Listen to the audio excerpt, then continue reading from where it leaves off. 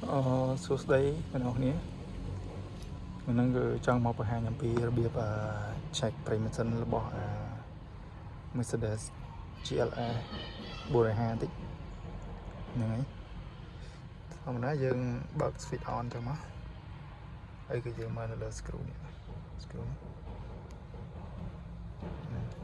ឥឡូវយើងចាប់តាមទៅអូ select មួយ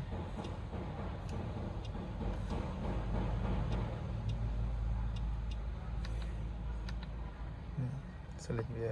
switch នេះមកហ្នឹងហើយឃើញអញ្ចឹងគឺយើងអូសមកខាងស្ដាំម្ដងមួយរហូតដល់មានពាក្យថា switch ពីហើយយើង select អូខេយើងឃើញនៅលើនោះមាន message type colon យើង scroll មកក្រោមឃើញមានពាក្យ engine oil select ទៀត